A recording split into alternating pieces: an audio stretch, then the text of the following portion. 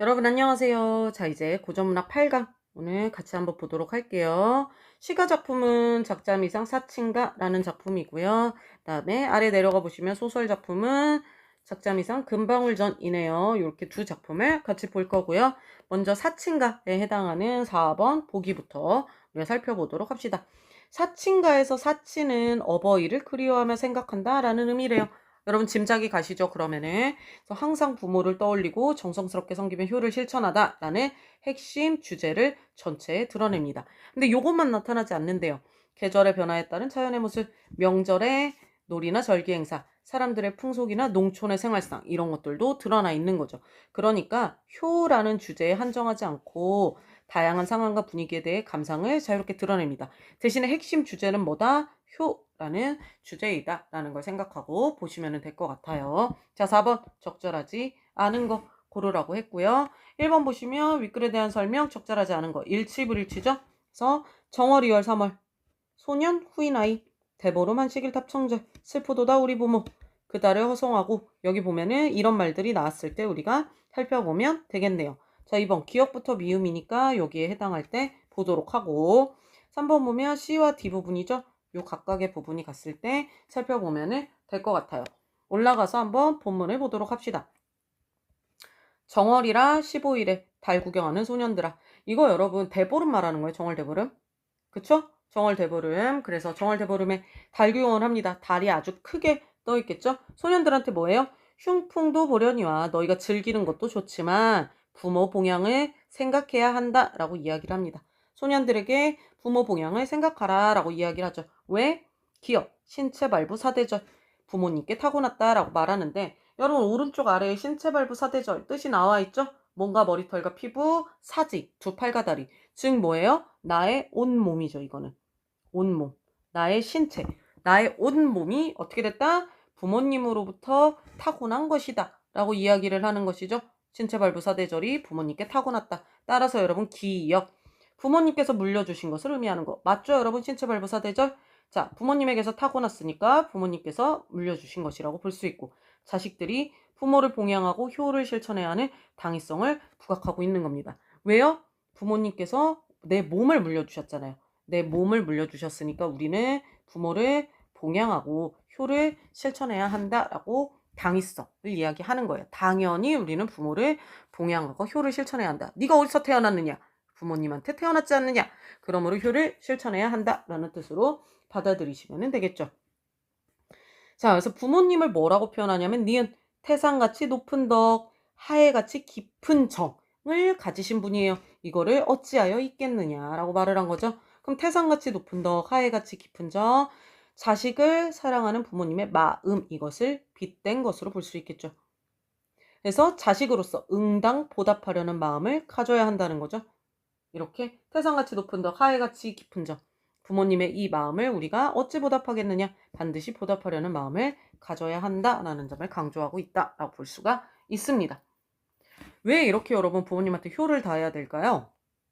보시면은 찌, 디귿. 불로초와 불사약을 우리가 인력, 사람의 힘으로 얻을 수 있어요? 얻을 수 없죠. 불로초와 불사약은 뭐예요? 죽지 않는 거죠. 평생 죽지 않는 약이잖아요. 죽지 않는 약이나 죽지 않는 약초잖아요. 이거는 우리가 인력으로 사람의 힘으로 얻을 수 없어요. 즉 현실에 존재하지 않는다는 거죠. 현실에 존재하지 않으니까 불로초와 불사약을 얻을 수 없으니 어떻게 하라는 거예요? 이 사람은 수욕정이 풍부지하고 자욕양이 친부제라라고 말을 하는 겁니다. 우리가 부모님이 죽지 않는 약을 얻을 수 없어요. 그러니까 어떻게 해라? 자, 여기 가봅시다. 수욕정이부터 친부제라를 보면은 자식은 부모를 공양하려고 하나 부모께서는 이미 돌아가셨도다라는 뜻입니다. 즉 우리가 부모님을 섬기려고 하면 부모님께서는 이미 돌아가신 뒤일 거야 라는 말인 거예요. 어떻게 하라는 거예요? 부모님이 살아계실 때 잘해라 라는 뜻이겠죠. 불로초와 불사약을 얻을 수 없으니 어떻게 해라? 너는 수욕정이 풍부지하고 자욕양이 친부지해라. 즉 살아계실 때 잘해라. 부모님이 살아계실 때 잘해라. 이런 뜻이 되겠죠. 살아계실 때 잘해라 라는 의미입니다. 자, 이해되시죠? 이렇게 합니다. 그럼 내려가서 볼까요? 디귿 디귿은 현실 세계에서 구할 수 없는 거. 맞죠, 여러분? 이것들은 현실 세계에서 구할 수 없는 거예요. 그럼 부모님이 살아생전에 효도를 실천하는 것이 자식에게 어려운 일이다라는 것을 드러내는 걸까요? 현실 세계에서 이것들을 구하기 어려우니 부모님 살아생전에 우리는 효도를 실천하는 것이 어려워라고 말하는 거예요? 그게 아니죠. 어떻게 하라는 거예요? 현실 세계에서 구할 수 없으니 아까 어떻게 하라고요? 살아생전에 효도를 실천해라죠. 실천해라. 실천해라 라고 말하는 거죠. 실천하라. 실천해라 라고 말을 하는 거죠. 이런 것들을 구할 수 없으니 부모님 살아생전에 효도를 실천해라 라는 거지, 효도를 실천하는 것이 살아생전에 어렵다라는 말을 하는 것은 아닙니다. 요게 틀렸어요. 자, 되셨죠? 구분할 수 있죠, 여러분? 그 다음 뭘까요? 이제 리을 부분으로 내려가는데, 부모님이 돌아가시고 나면 공상난목 한줌 흙이 되어서 영원한 이별이 되겠죠. 부모님이랑 이제 영원한 이별이 될 거예요. 한줌 흙이 될 거니까. 자, 그럼 리을 부분 여기 보시면 부모님이 돌아가시고 난 이후의 상황을 표현한 거 맞죠, 여러분? 공상난목 한줌 흙이 되었다라고. 그래서 부모님이 돌아가시고 나면 다시는 만날 수 없는 안타까운 심정. 왜? 영영 이별이라고 했잖아요. 영영 이별이 되었구나라고 했으니까 안타까운 심정을 함축하고 있다. 맞는 설명이라고 할 수 있습니다. 가능하죠? 자, 그 다음 부분 볼까요? 그래서 부모님이 돌아가시고 나니까 내가 미음 1년 360일에 매일 사친 부모님을 그리워하고 12시간 부모님을 그리워하는 거예요. 매일매일. 그러니까 하루도 빠짐없이, 1시간도 빠짐없이 모든 시간 1년 365일에 나는 어떻다? 사친 부모님을 그리워한다 라고 말을 한 거예요. 자, 그럼 1년 360일은 어떤 의미? 부모님을 그리워하고 부모님의 뜻을 받들어야 하는 순간들을 의미하는 거죠. 모든 순간, 모든 순간. 자식으로서 항시, 그쵸? 항시, 항상 부모를 사랑하는 마음을 지녀야 한다라는 의미로 보시면 됩니다. 역시나 맞는 설명이에요. 자, 이렇게 볼 수 있어요. 그럼 이제 2번은 끝났네요. 이렇게 받고 서늘한 바람이 적막하고 소식이 영영 끊겨요. 부모님 돌아가시면 소식이 영영 끊기겠죠? 그러니까 이 사람 어떻게 표현해요? 아, 슬프다. 우리 부모가 대보름인 줄을 모르시는구나. 모르시나. 지금 언제라고? 정월 대보름이잖아요.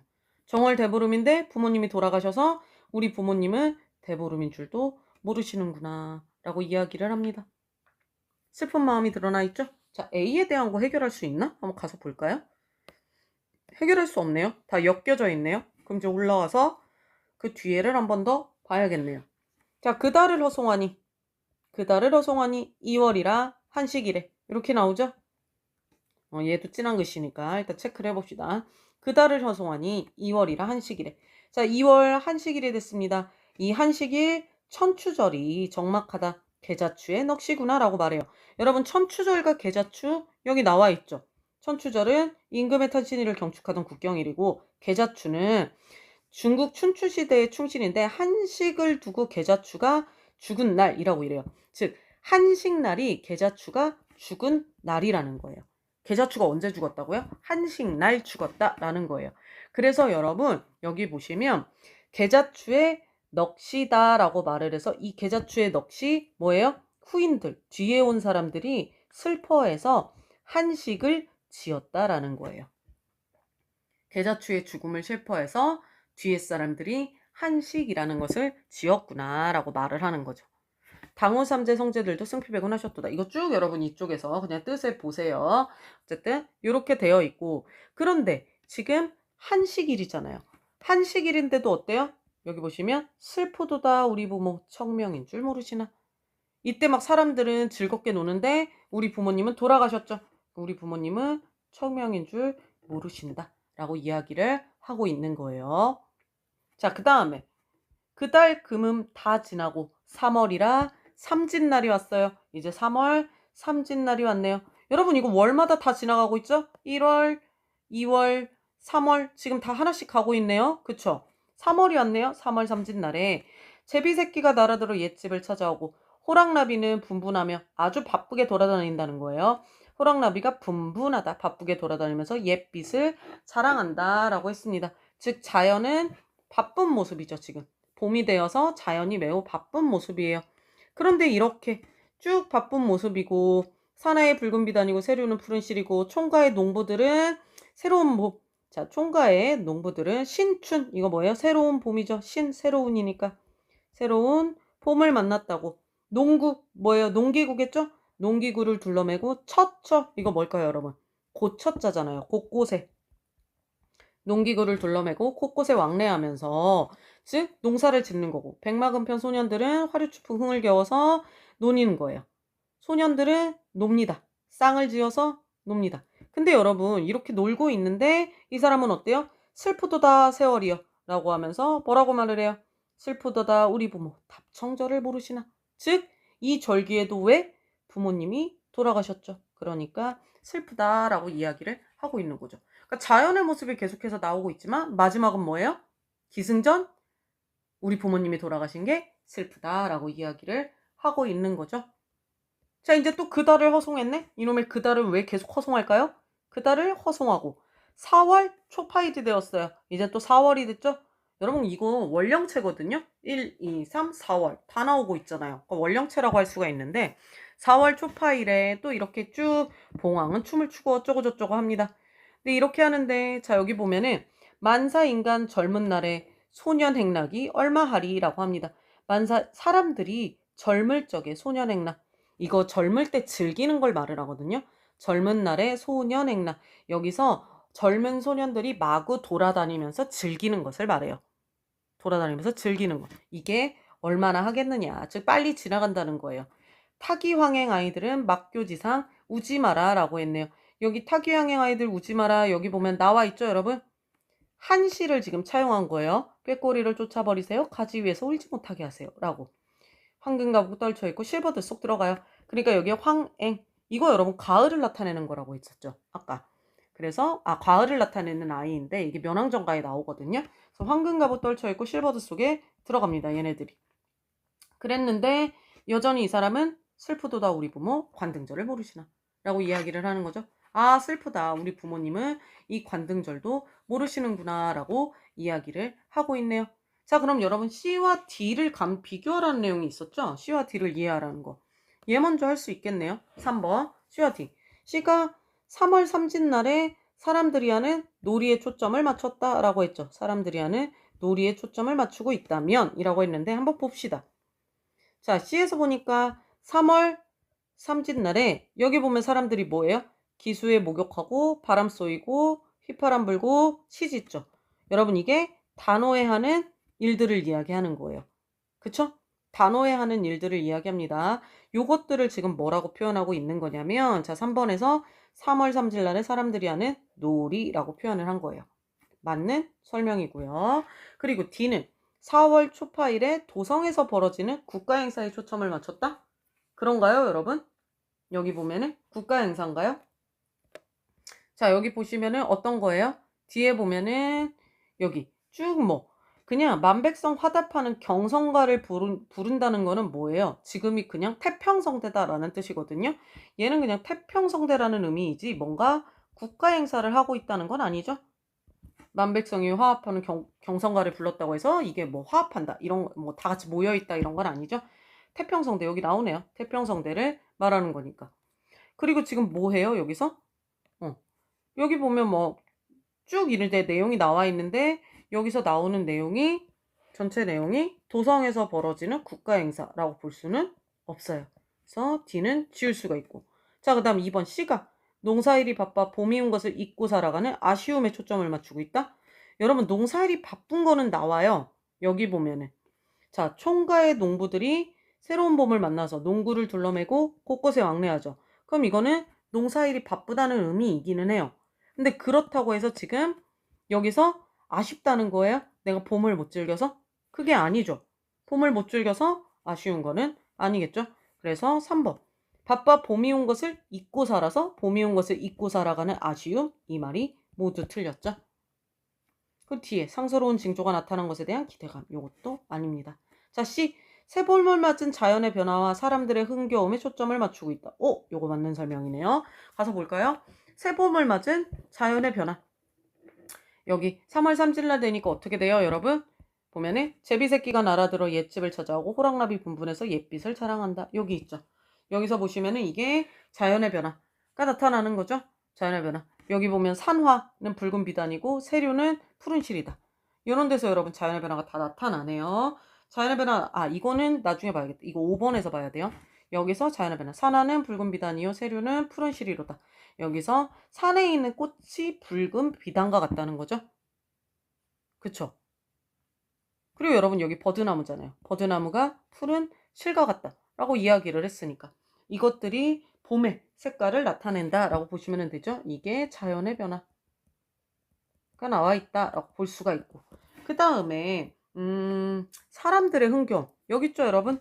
백마금편 소년들이 화류춘풍 흥에 겨워서 쌍을 지어 논일 적에 산하작작 난만계라. 여기 보면은 흥에 겨워한다는 말이 나와 있잖아요. 사람들은 흥에 겨워한다 라는 말이 나와 있으니까 3번 여기 보시면은 자연의 변화와 사람들의 흥겨움에 초점을 맞추고 있다. 맞는 설명이 됩니다.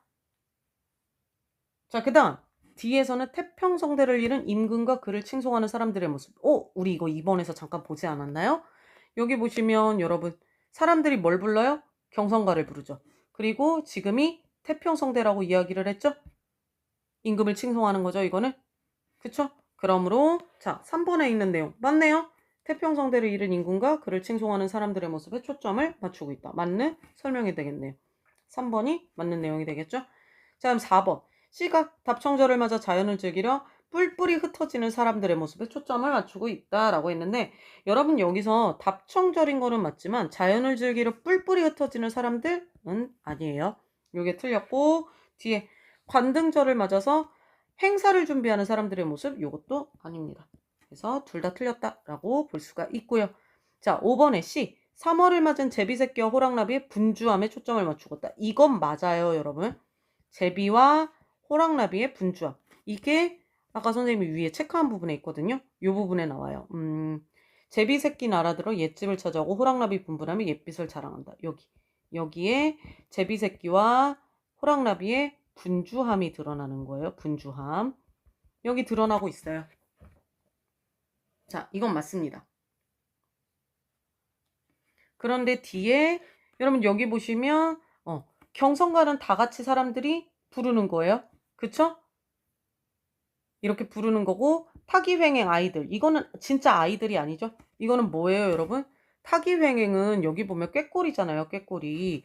그러니까 꾀꼬리 아이들이 울지 마라 라고 말하는 거예요.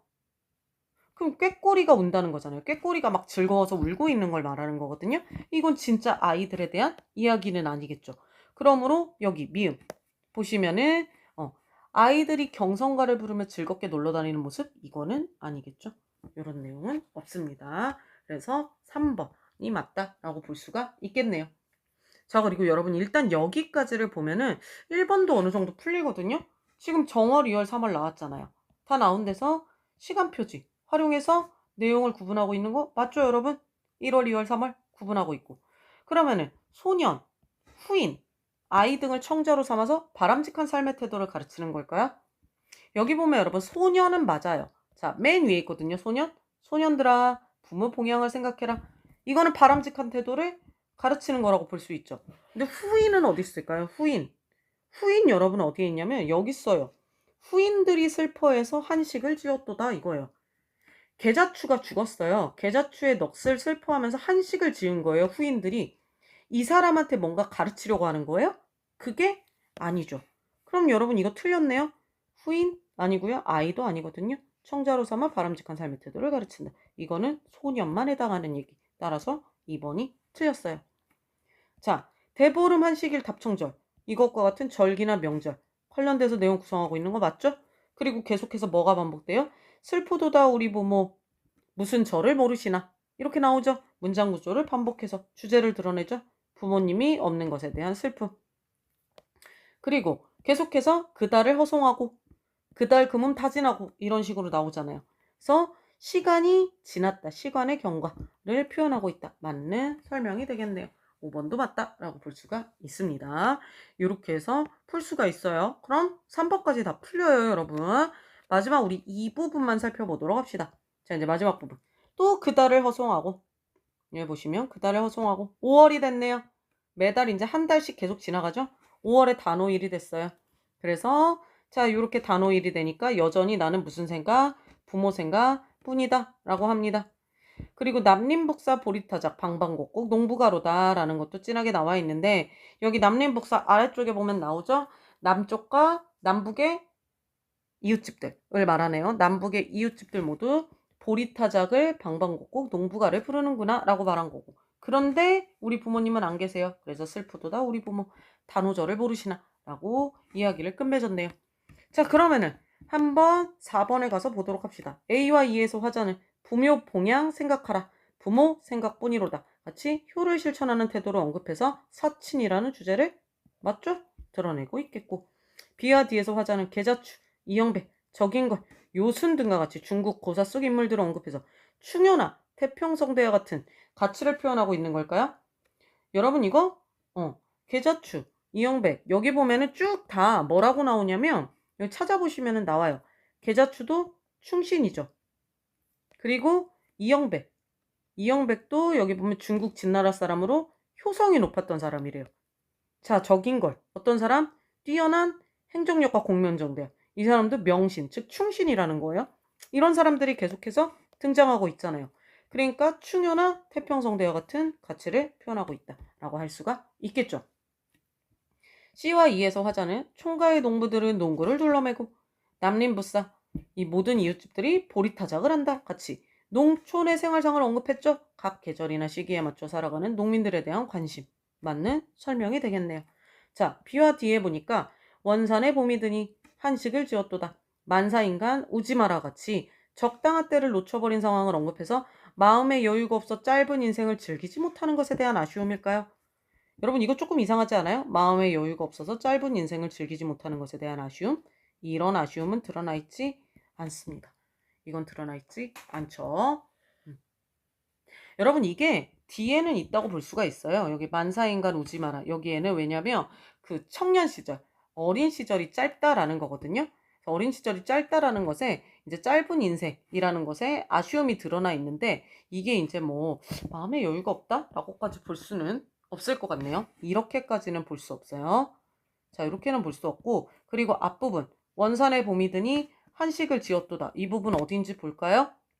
여기 보시면 B 부분이에요, 여러분. B 부분에 원산의 봄이 드니 불탄 풀에 속림난다. 후인들이 슬퍼해서 한식을 지었도다 라고 말했죠. 한식이 뭐라고 그랬어요? 계자추에 넋을 가지고 한식을 지었다는 거죠. 따라서 여기는 그냥 한식을 지은 한식의 유래가 나와 있다고 보시면 돼요. 한식의 유래가 나와 있는 것이지, 이 부분을 통해서 뭐 짧은 인생을 즐기지 못하는 아쉬움이라고 볼 수는 없겠죠. 이게 틀렸습니다. 다음에 5번 A와 E에서 화자는 정월이라 15일에 송백령류 긴긴나무에 오락가락 하는구나 같이 풍속이나 놀이를 언급해서 모르고 지내시는 부모님에 대한 안타까움 드러내고 있는 거 맞겠죠. 이것도 맞는 설명이 됩니다. 답이 4번이 돼요. 요거는 위에 뜻이 많이 나와서 선생님이 뒤에다가 따로 해설은 안 달아놨어요. 그러니까 여러분 그냥 여기 나와 있는 뜻들이 굉장히 많으니까 요걸 가지고 좀 해석을 해보시면 됩니다. 그리고 그냥 부모님의 그런 죽음에 대한 슬픔, 이게 이제 원령가처럼 매달 1월, 2월, 3월, 4월 이렇게 나와 있는 거라서 그런 내용이구나 라고 보시면 되고, 면왕정가처럼 아주 어렵게 보지는 않으셔도 돼요. 자, 그러면은 그 뒤에 우리 소설을 한번 보도록 합시다. 금방울전인데, 금방울전 뒤에 이제 보기를 가지고 여러분이 일단 이해를 해주셔야겠죠. 자, 금방울전의 해룡과 금령이 전생에 용의 아들과 딸로 부부였는데, 이렇게 돼서 이 둘이 온갖 시련을 이겨내고 전생의 인연을 되찾기까지의 과정이 나옵니다. 근데 여기서 여성인 금령이 문제 해결의 적극적 주체로 등장해요. 그런 면에서 여성 영웅 소설에 가깝다라고 하죠. 그러면서 이제 금령의 영웅적 활약상에 대해서 쭉 이제 설명을 하고 있죠. 여기에 대해 어떤 의미가 있는지, 그리고 어떤 한계가 있는지 이런 설명들이 나와 있으니까 이걸 가지고 윗글을 보시면 될 것 같아요. 자, 적절하지 않은 거 고르는 거. 5번은 윗글의 내용에 대한 이해네요. 윗글을 보면서 내용을 한 번씩 살펴봐야 될 것 같고, 기억, 니은 나올 때 우리가 봐야겠죠. 그 다음에 A부터 E 나올 때 적절하지 않은 거 살펴보면 되겠네요. 그럼 올라가서 우리 본문을 한번 보도록 할까요? 자, 가서 보시면은 여기 앞에서부터 해룡이 밤낮을 가리지 않고부터 보니까 이렇게 쭉 내려가다 보니까 기억이 꿈이죠. 꿈속에 선인이 나타났다라고 이야기를 하네요. 근데 그 위에서부터 봐야 되는군요. 이때 황후는 공주를 찾아 옴을 들으시고 슬픔을 억제치 못하시다가 크게 기뻐하시며 공주를 안고 통곡하시며 천자 또한 눈물을 흘리셨다 라고 합니다. 그리고 이제 공주가 울기를 그치고 요괴에게 잡혀갔던 사연을 이야기하죠.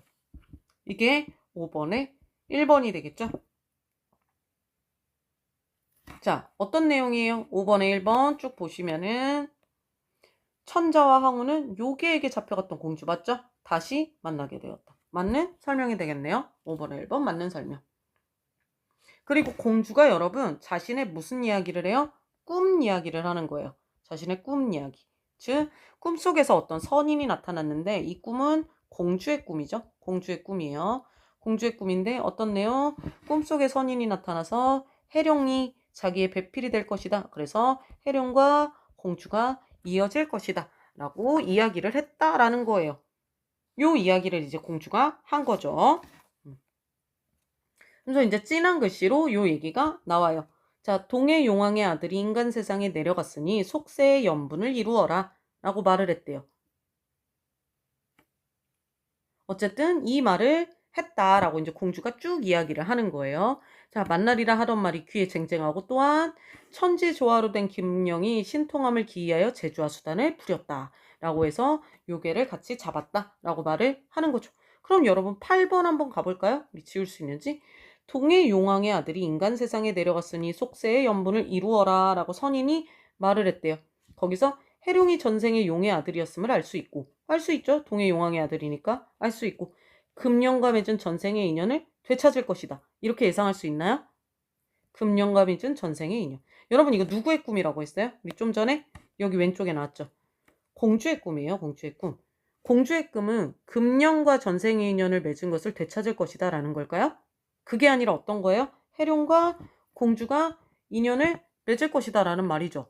그러므로 금령과 맺은 전생의 인연을 되찾을 것이다 라는 말은 틀려요.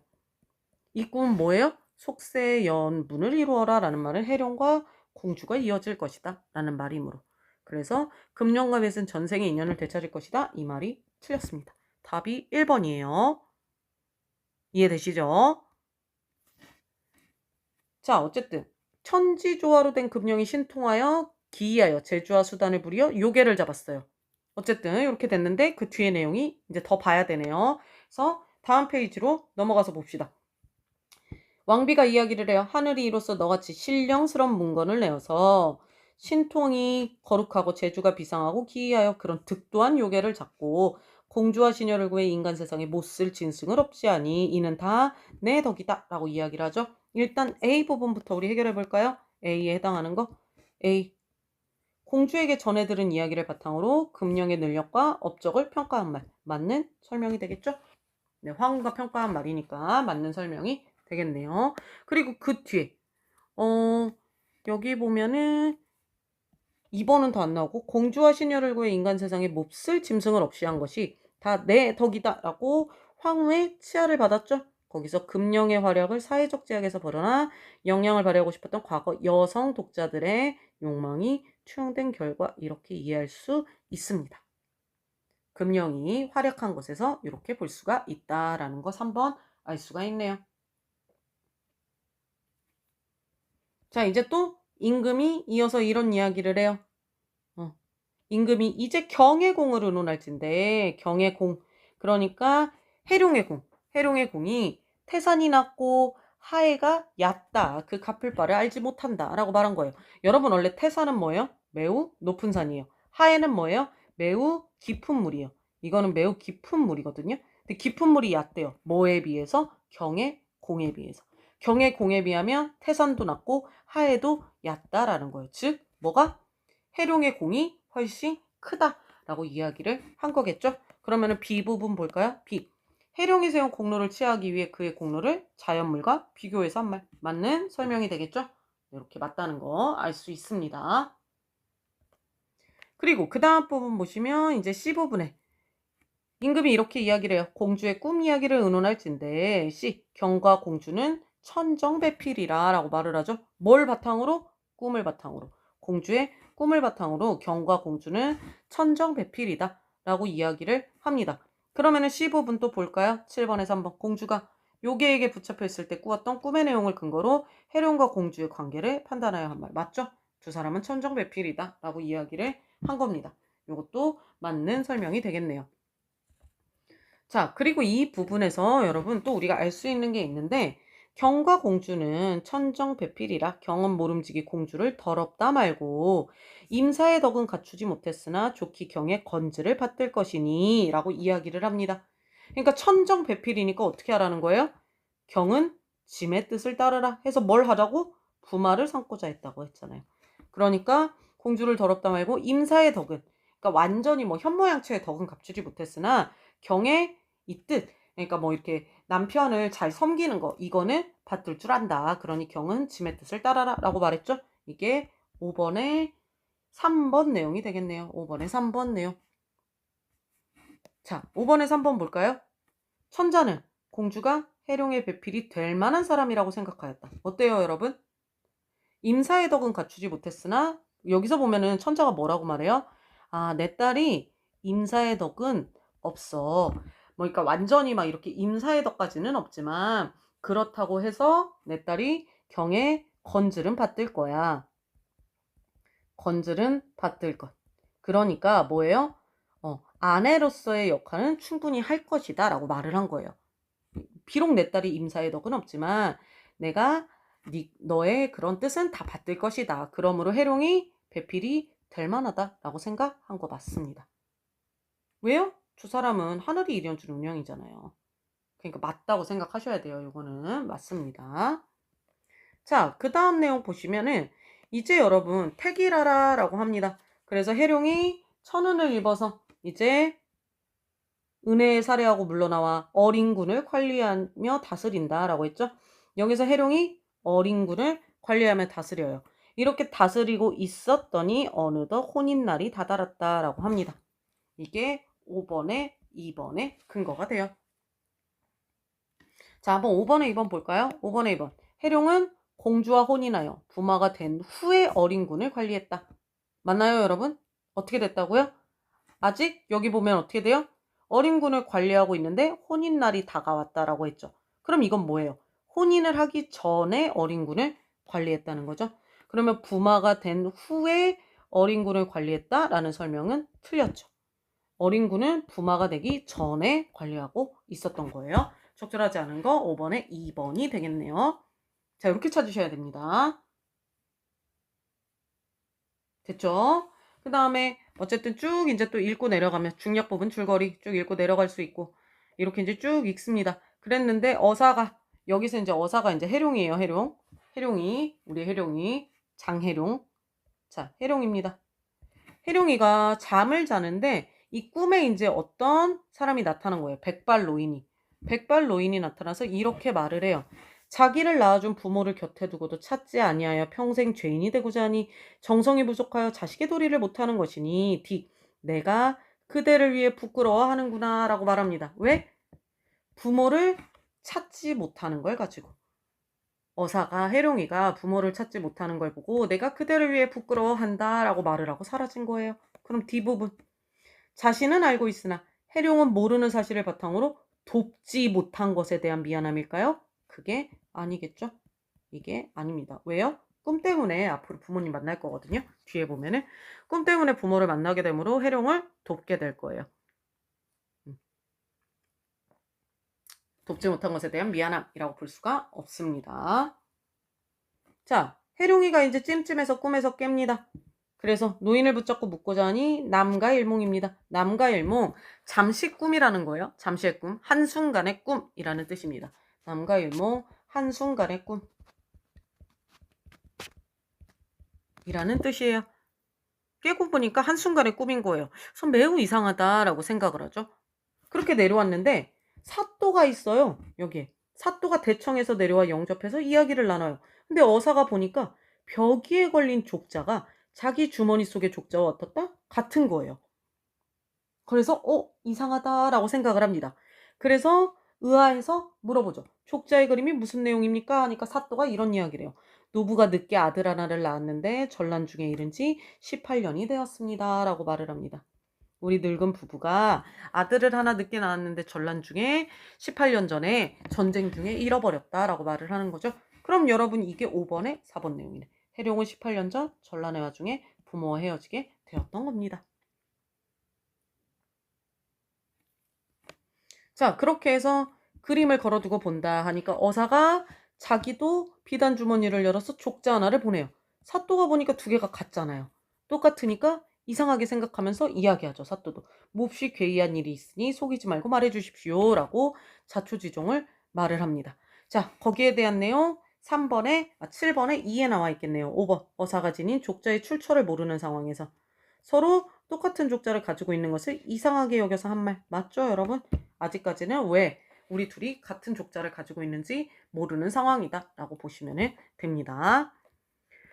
그랬는데 여기 보니까 이제 이런 이야기를 합니다. 어사가 금령의 조화로 입식양명해서 귀하게 된 거. 나중에 금령이 갈 때 족자를 주고 갔던 사연. 하니까 사또가 나도 금령에 대해 할 말이 있노라 라고 하면서 이 족자도 금령이 물어온 것이요. 금령을 여러 해 보지 못하다가 이제 와서 허물을 벗고 나니까 아름다운 여자가 되었도다 라고 말하면서 이렇게 말을 해요. 내 아들은 등에 7개의 사마귀가 북두칠수처럼 나있다 하니까 어사가 갑자기 실성통곡합니다. 자, 왜 그랬겠어요? 어사의 등에 7개의 사마귀가 있었기 때문이겠죠. 즉 아들이라는 말이죠. 그러므로 여기 내 아이는 등에 7개의 사마귀가 북두칠성처럼 나있으니 이것으로 내 아들임을 아노라 라는 말을 통해 5번 내용을 알 수가 있네요. 자, 5번. 사또는 어사의 신체적 특징을 근거로 자신의 아들임을 알게 되죠. 맞는 설명입니다. 이렇게 풀 수가 있어요. 그럼 여러분 이제 니은의 꿈 이것도 풀 수 있겠네. 남과 일목을 통해서 어떻게 된 거예요? 결국에는 사또와 이게 누구의 꿈이에요? 해룡이의 꿈이죠. 해룡의 꿈.